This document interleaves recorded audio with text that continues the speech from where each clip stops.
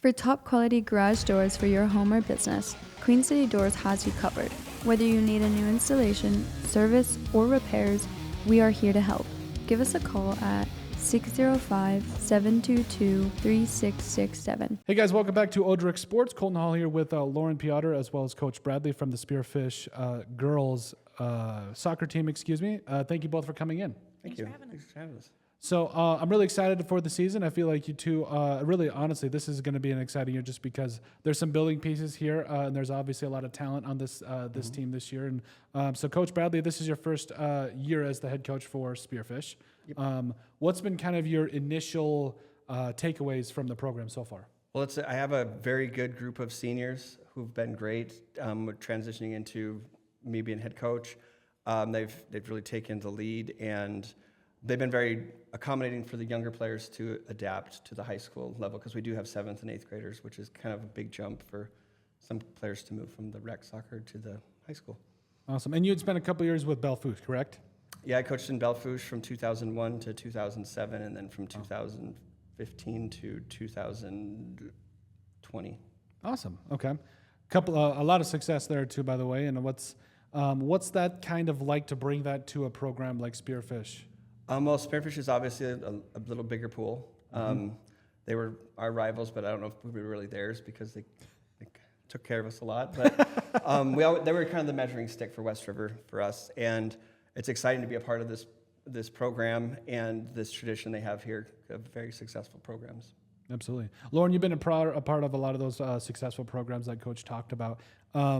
What is it kind of like, being with Coach Griffith now, and going into your senior year and being in a spot where new coaching staff, new expectations? What are your thoughts?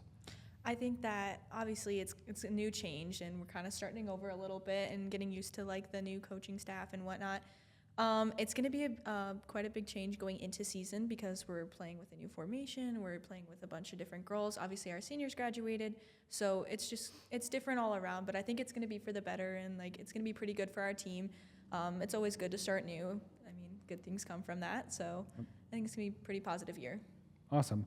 And then also, so we're in this is the third day of fall. I don't want to say camp, but like practices. Yep. They've obviously started. Obviously, it's still really early in the process. We've still got to play that, the scrimmage coming up on Saturday. We've still got a lot kind of going on. What's just been your kind of like feelings about the team so far, and maybe some things that you've noticed just from a scheming perspective or a player perspective? Like, what excites you too? Well, for me, there's 45 girls out, which is great. That's kind of different from what I was used to before, but there's a lot of experience there. A lot of these girls have played big high school minutes for majority of their career, and they've been playing a lot of soccer outside of Spearfish Soccer. So they've been getting some really good training and some very good experience. Lauren was on a very successful team this spring or summer.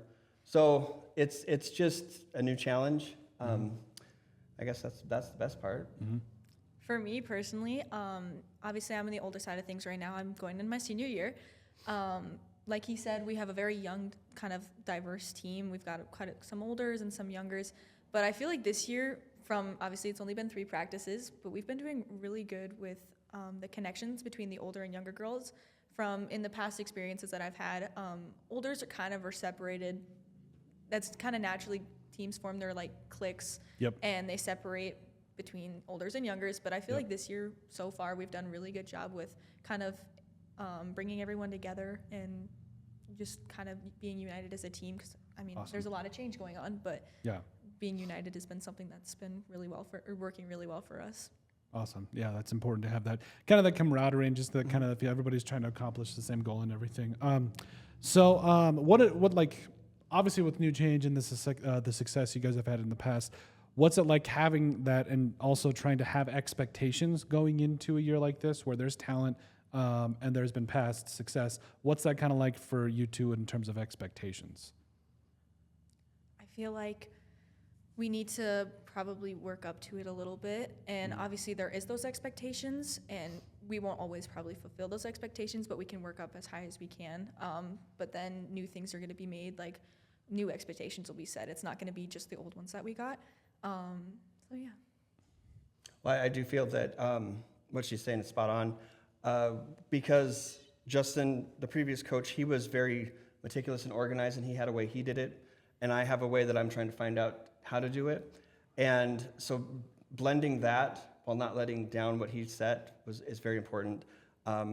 And just getting everybody on the same page, keeping the girls, the older ones locked in while we still bring the younger ones to connect what we're trying to do and keep them engaged. We split off today with the older one, the more of the varsity roster and the younger JV roster. So we're going to start getting into our the more dynamic stuff that we're going to take into the season now.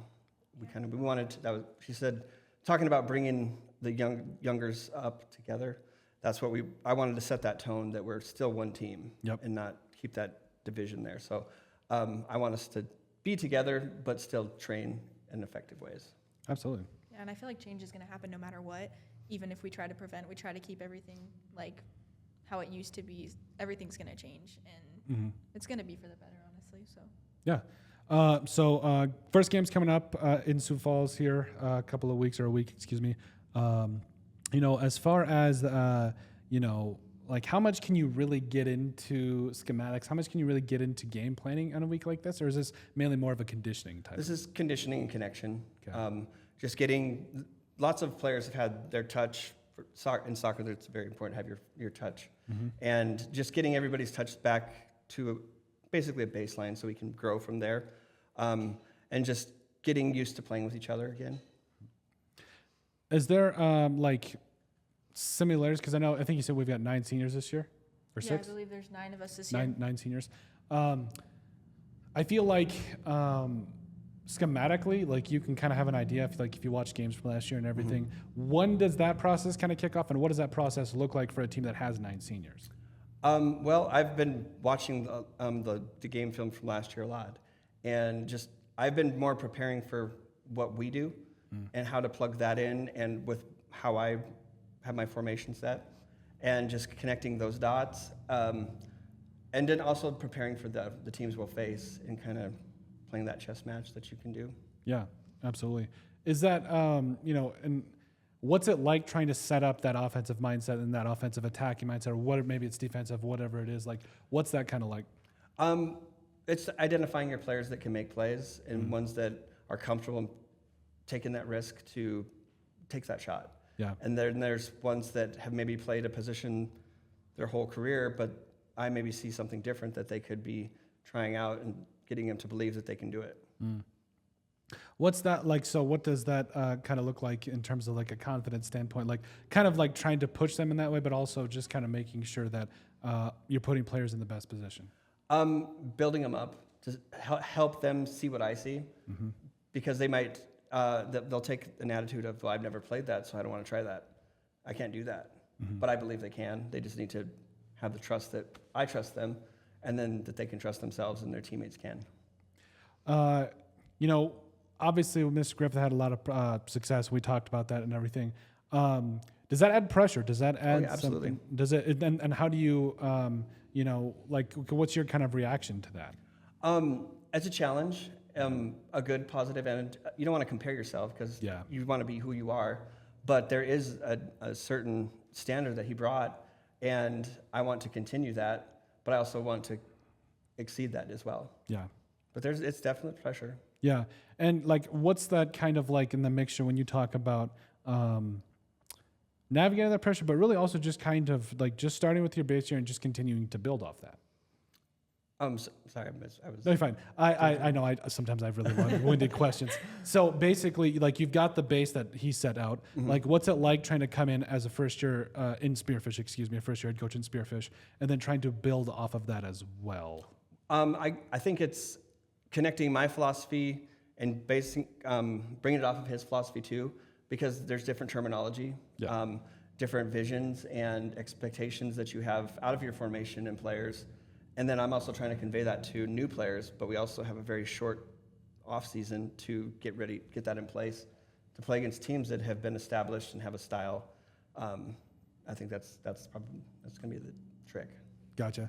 And so what's also like, what's your guys' mindset or what's your mentality when it comes to the game of soccer? Is it, because I know, I'll be honest, and you guys will hear me multiple times on the radio saying that I don't know a lot about soccer, but I'm going to be learning with the rest of y'all and everything and trying to provide the best coverage possible. But what's your guys' mentality when it comes to soccer?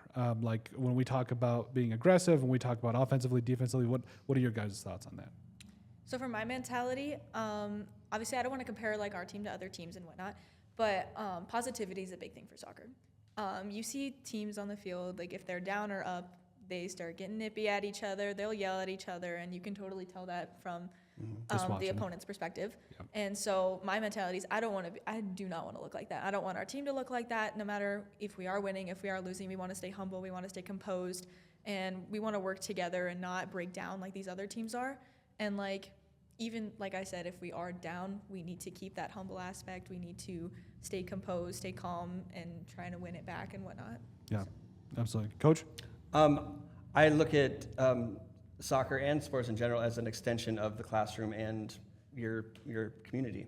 So I'd like to present a positive, upbeat kind of environment, and because it is competition though. So you're trying to win the game and compete, and sometimes that doesn't always come out.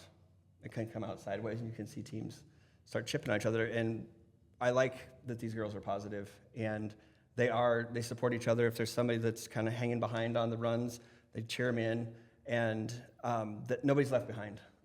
That's been awesome to see. And so how I like to approach it is just be who you are, and that's where you establish who you are at practices, and you kind of identify that stuff in the off season, what your goals are.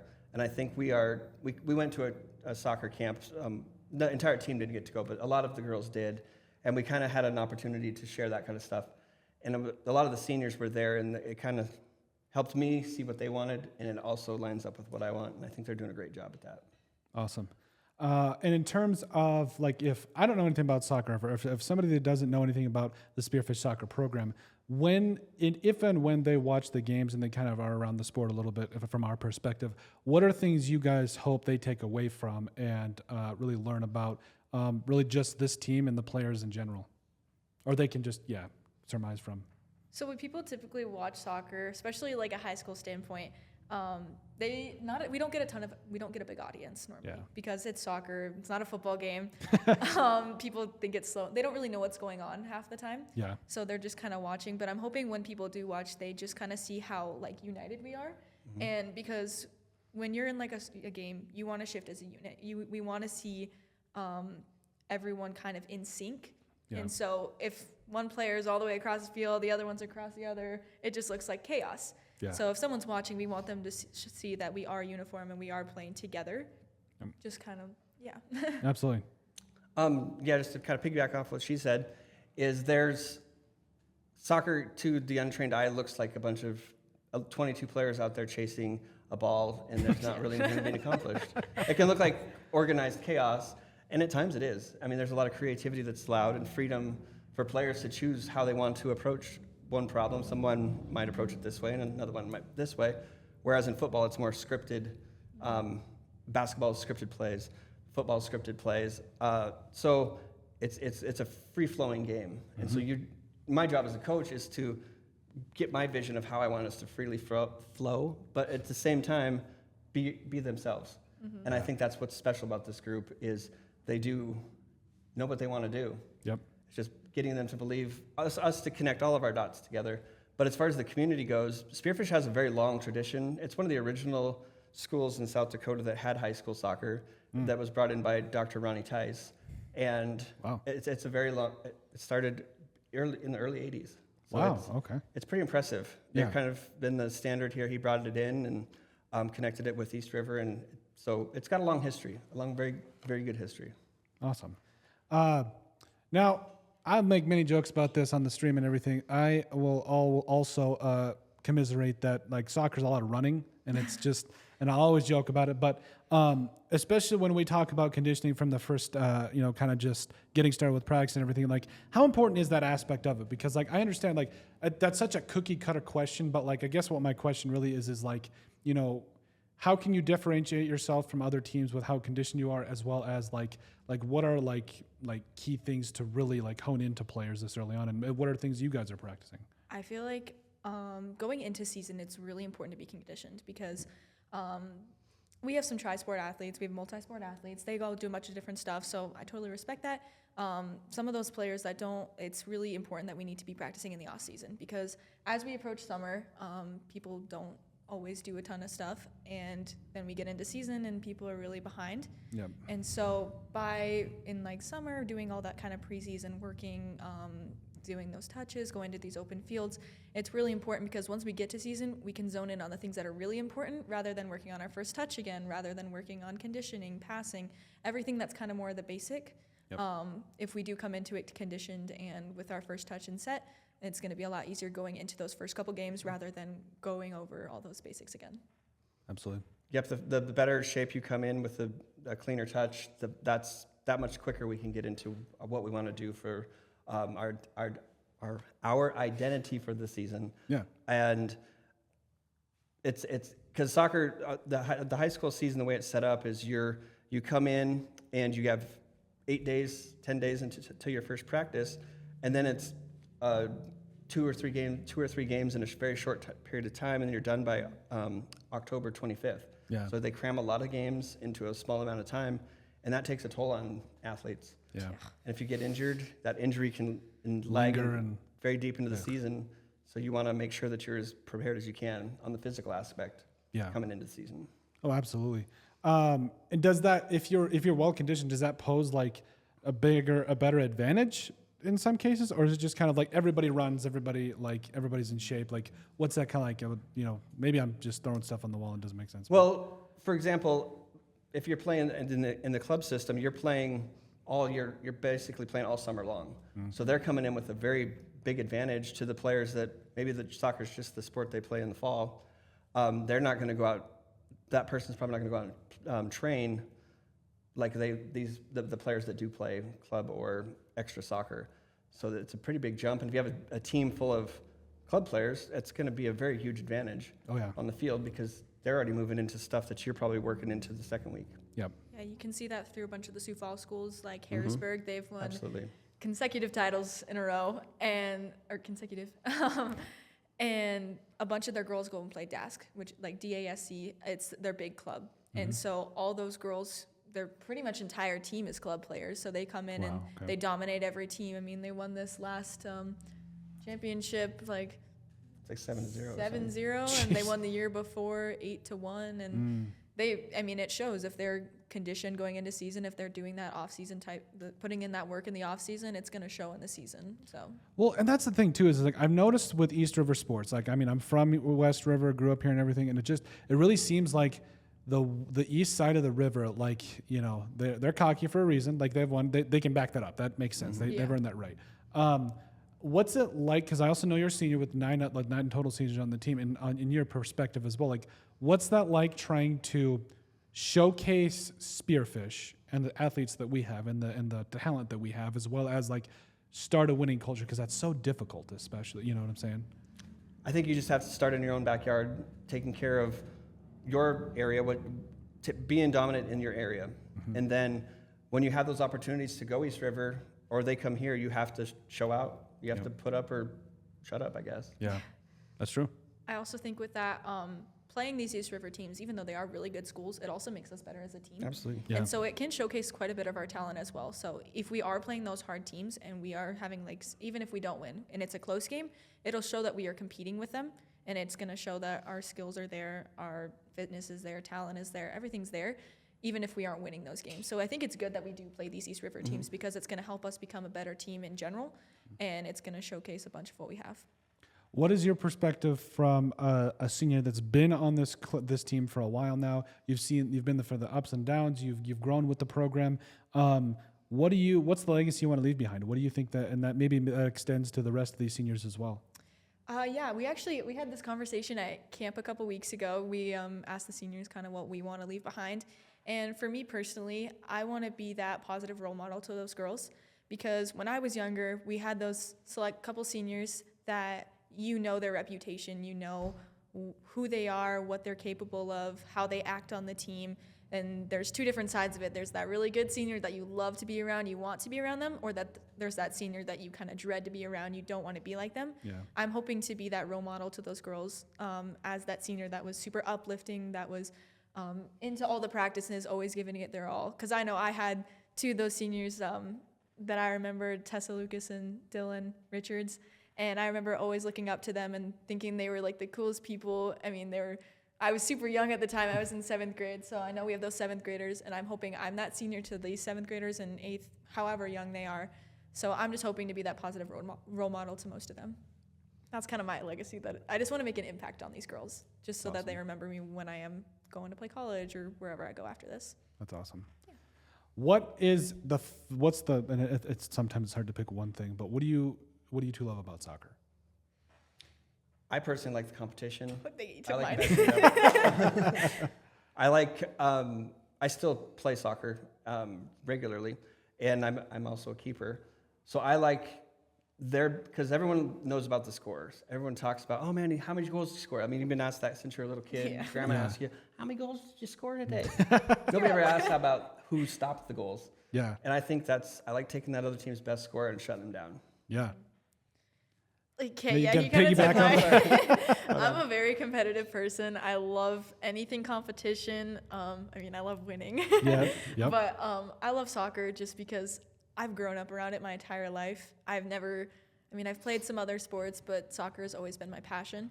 And so I think the competitive side of things is really important to me because I like having that sense of adrenaline. I like being able to kind of showcase the talents that I have, and when someone comes up to me, they're like, oh my gosh, you did so good. I love that kind of feeling, so that I can be noticed in the goal and whatnot. But yeah, competition I love anything competitive. So there's nothing better than, as a keeper, when somebody makes all these little moves and they get their open shot and you just stonewall them. Yeah. You're just like, yeah, I did that. Just taking the air out of the game a little bit, but with your saves. Yeah. And inspiring your own team with that save. Oh, absolutely. Yeah, that's definitely a big uplifting thing to happen. No, that's awesome. Like I said, I'm excited to cover you guys throughout the season and just kind of follow along and how things go. Looking forward to potentially having you guys on and in the future, even talking during the season, that kind of stuff. So anything else you guys would like to add before we get out of here? I think I'm all good. Awesome. Yeah, thanks for having us. Yeah. Mention this podcast and you can get in free to the game. Just let the gate people know, and I'll take care of you. So come watch us play some soccer. That's awesome. Awesome. Thank you guys. Good luck this season. Thank you. Thank you. This production is brought to you by our sponsors: Black Mountain Painting, Legacy Custom Homes and Design, Spearfish Building Supply, the Bashful Bison in Rapid City, Signature Auto Sales, Adam Johnson Pioneer Properties, Millstone Family Restaurant in Spearfish, the Clubhouse of Spearfish, the Golf Club at Devil's Tower, McDonald's in Spearfish, Good Earth Natural Foods, I Love Spearfish, Queen City Door, American Family Insurance Mariah Duvall Agency, Tropical Smoothie Cafe in Spearfish, MJ Plumbing, and Northern Hills Golf Car.